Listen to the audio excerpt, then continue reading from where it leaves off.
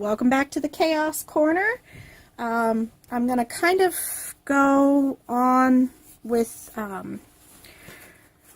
rug weaving or basket weaving. I'm not quite sure what I'm going to make out of this. Maybe a basket. Just trying to figure out where my middle is. There we go. So I'm going to sit down and hopefully I will stay on camera for this. For the first, to start it off, you're going to need your material, your yarn material. You're going to need your tool that we made in another video. This is a toothbrush tool. And what we're going to be doing is basically called the Amish rug knot. What you want is you want to have two pieces of material. You don't have to have it knotted together yet. You could have one piece of material and kind of have it one side longer than the other. And you will take the shorter side and tie a knot.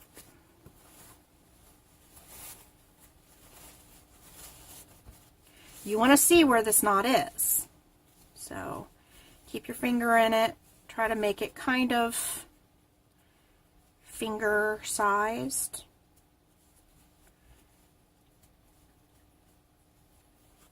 Okay. Now, if you are doing something round, you'll do 2 knots. If you're doing something oval or kind of rectangular, you'll do as many knots across as you want the width or length of your item, whichever you want to call it, width or length. So I'm going to do something round, so I'm going to have just 2 small holes. Okay, there's 1 hole, there's 2 holes. So this is where it gets a little confusing. Okay, so you have your 2 holes, you have your shorter side, and you have your longer side. Okay, you're going to take your longer side and you're going to flip it over so that you have your longer side now on your left and your shorter side over on your right. Okay, longer side, shorter side now. Okay, and here we go. Okay, so in another video when I made this, I showed you how to go ahead and thread it onto some material. So I'm going to show you again just so you can see in case you haven't watched the other video. Just take your material,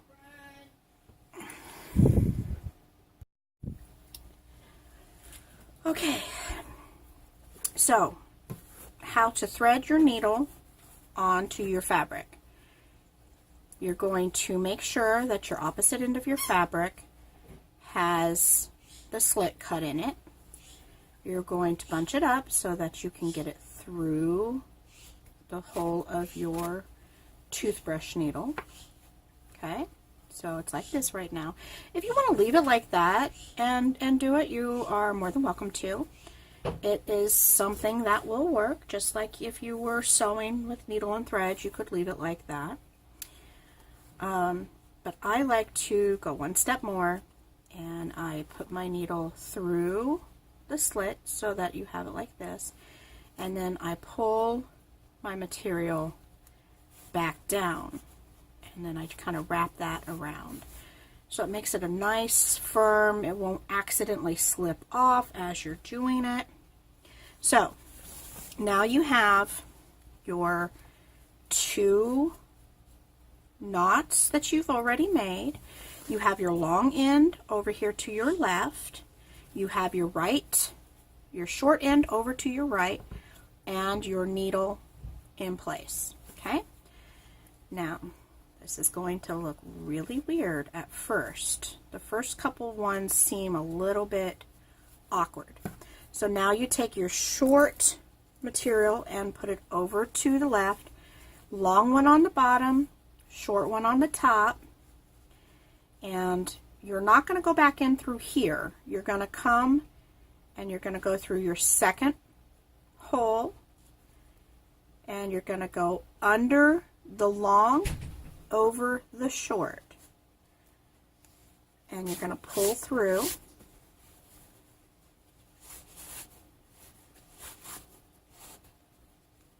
Making a knot. And as I said, these first couple ones will seem the most awkward to get it in place and organized, okay? Now basically that is your basic stitch. Through, under, over. And yes, I just went into the exact same hole that I just did. And it's okay that I'm getting all these frays. That'll make it look shabby chic. Okay? And when you're doing something round, you have to always add more stitches in the round. I've gotten that too big. There we go. Okay. My first knots, I was losing one of my first knots. I don't want to do that. I need to keep my first knot. Alright, so as you're doing it, you're going counterclockwise, and you're gonna, I've already gone twice into the same hole. I'm gonna at least go a third time, maybe a fourth time, because this is what's called increasing stitches when you're dealing with like knitting and the likes. But you also need to make sure you're not losing your second hole. Okay, and that's 3 times in the same hole. I'm going to go ahead and do a 4th time in that same hole because I want a nice rounded bottom to the thing that I'm doing. This can make a round rug. I am actually going to make a basket. Alright, now I've had 4 in that same first hole, and this is what it's looking like. Okay, now I'm going to go into my second knotted hole, again going through, under, over. And you're always using this extra piece as like a stabilizer. It helps make it more thick. It gives it something a little bit more to grab onto. Now again, I'm going to keep going into that same hole because I need to increase my stitches around the hole, because if I don't do enough stitches around, it'll get too short and it'll start coming up like a bowl, and I don't want that. Even though I'm making a basket, I don't want it to become a bowl on its own. I want this bottom part to be nice and flat. So I've done twice into this hole. I'm going to do a 3rd time.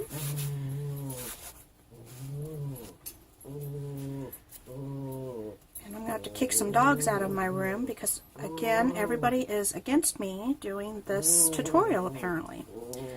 Okay, 3 times into one hole.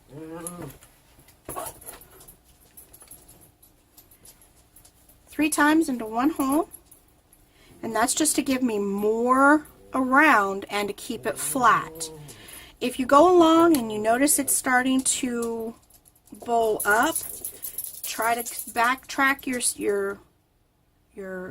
stitches and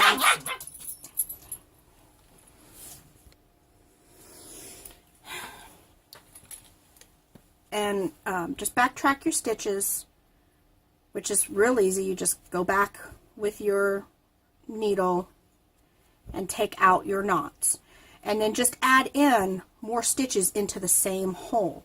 Okay, So now I've had 3 into this one, into my second hole, and I'm back to one of the first new knots that I made.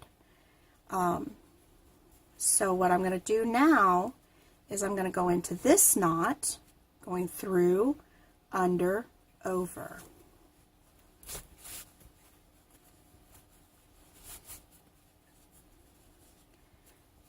And that is actually starting a second row. And if it gets too wound up, too curled, you can unroll it. I like mine to stay a little bit unrolled, because if it gets too wrapped around itself, it starts to get really thin, and I just don't like that look for myself. So again, I'm going into the same knot that I've already gone in, because I'm making a bigger circle, so I need more loops. So I need to increase in almost every knot in each row. And you just pull it through, and literally I'm just making knots. I'm going to make it a little bit thinner, and I'm going to go into this one again. Now I'm starting to run out of my stitching. Now this is where, when I was showing you how to make the material yarn, how I said don't do it too long, because if you do it too long, you're pulling your material through constantly, and you'll end up hurting your arm because of the big motion you have to do.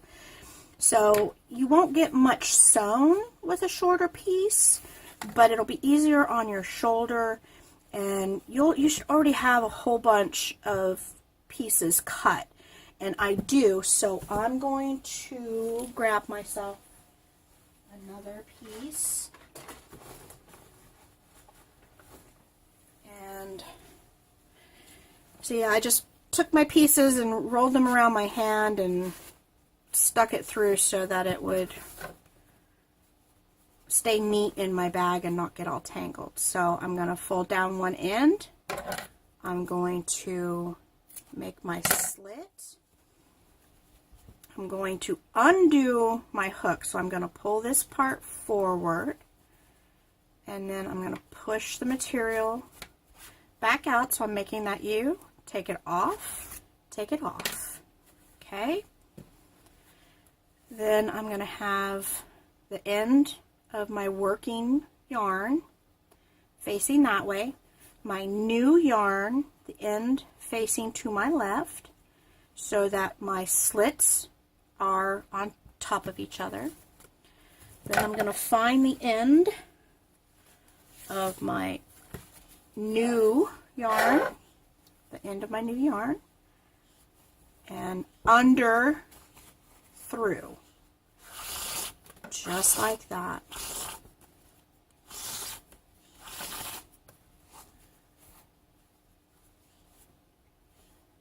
And this is where it gets a little tricky. You have to be gentle and kind of wiggle it and pull at the same time. And there you go, a nice new knot. Okay, and you're going to go back to your other, now your end of your working yarn, fold it over, make a slit, re-thread your needle,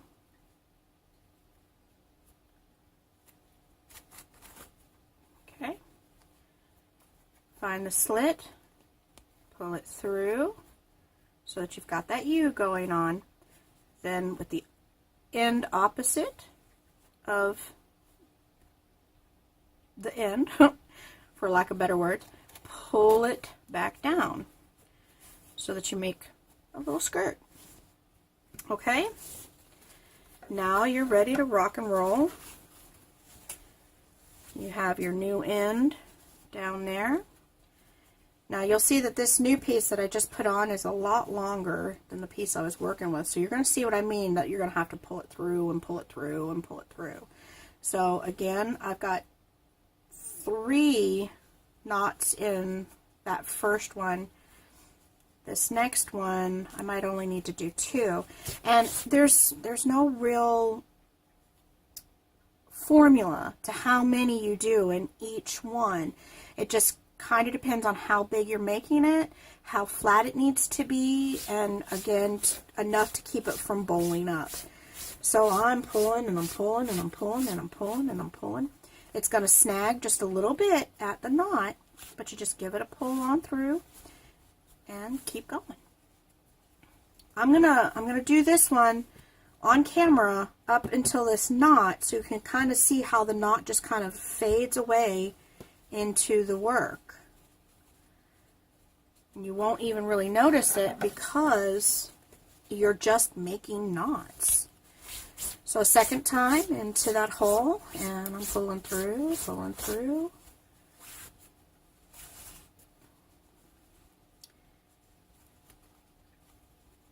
Yeah, I think I only need to do 2 times in there. So I'm going to move on to my next knot. Always making sure this runner is lining up with your knots that you're going through, under, over.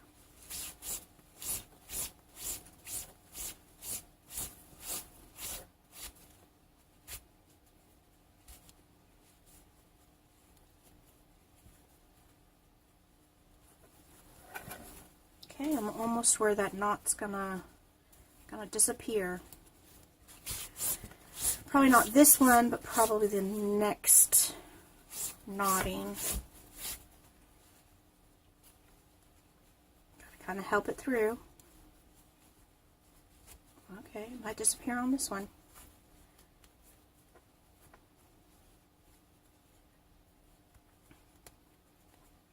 It's being difficult. So this little skirt part came up, so I'm going to just kind of push it through so that it will wrap up with everything else neatly. Okay, so there's that knot. Part of it's through there. That was the second time on that one, so I'm going to move over to the next hole and knot through.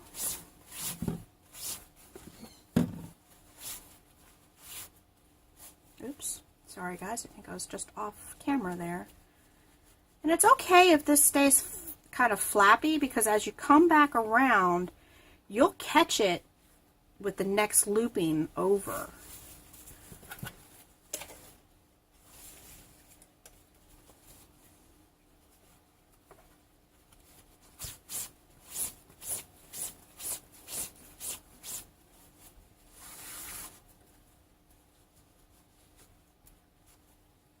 I'm not really doing anything fancy when you see me tugging and stuff. It's just me working the material to get it through to a tightness that I like.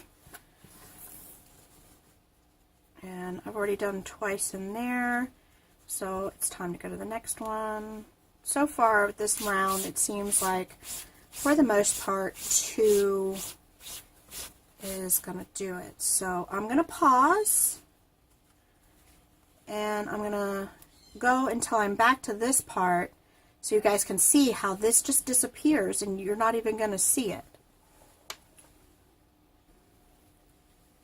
Okay, so I've gotten all the way around, and I've got the stitch that this actually starts in, and then the stitch right after it. Okay, now you got your runner, you got your working yarn, the working side. Sorry about the keys, guys. I'm going to go through this one, the one that's right before it. It's really nothing super fancy, but I just want to show you how this little flyaway just goes away. Now, I thought about something as I was working around to it. If you do too many added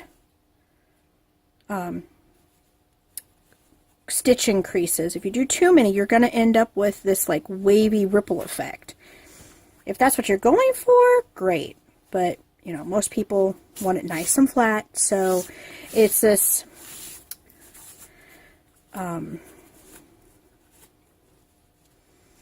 middle ground that you're going to find Okay, so I've done 2 in the one that's right before it, and now I'm moving to the second one.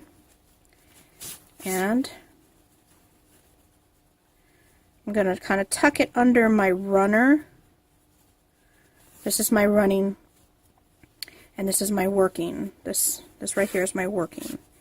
So I'm going to pull it through.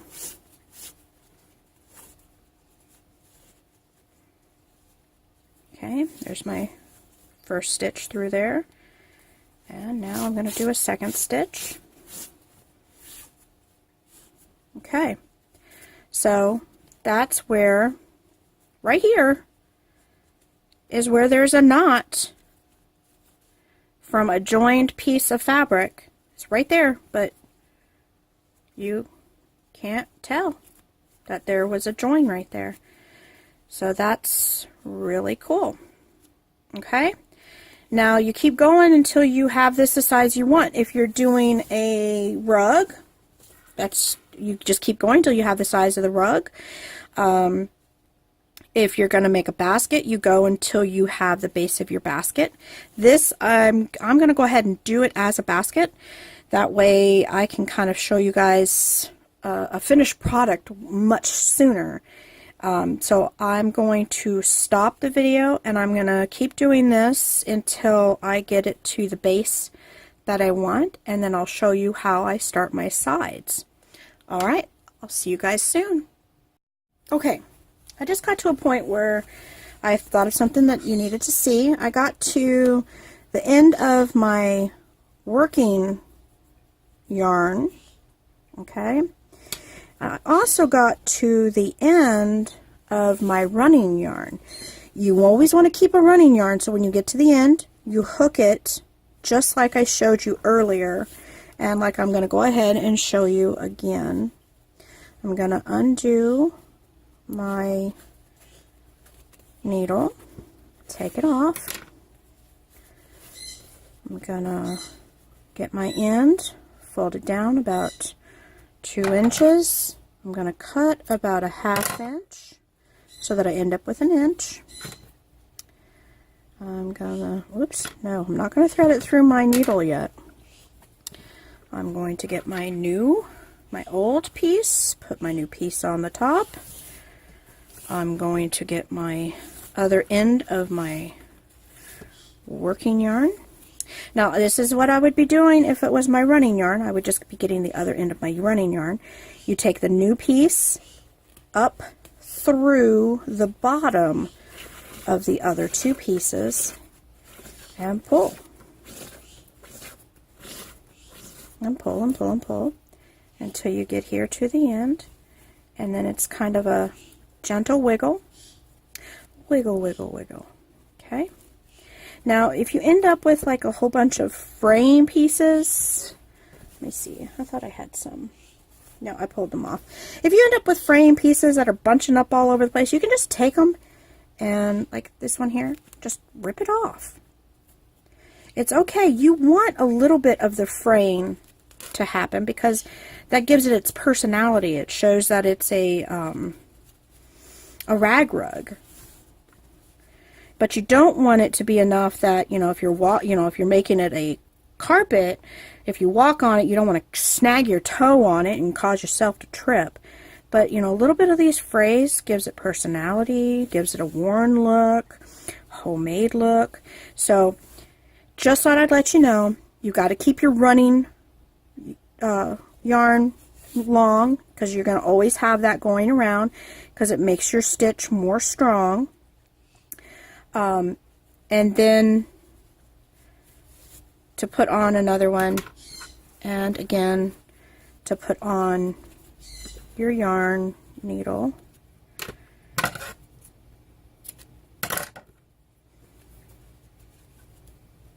And there's no particular way that I'm folding this material. I'm just folding it so it'll fit through the eye.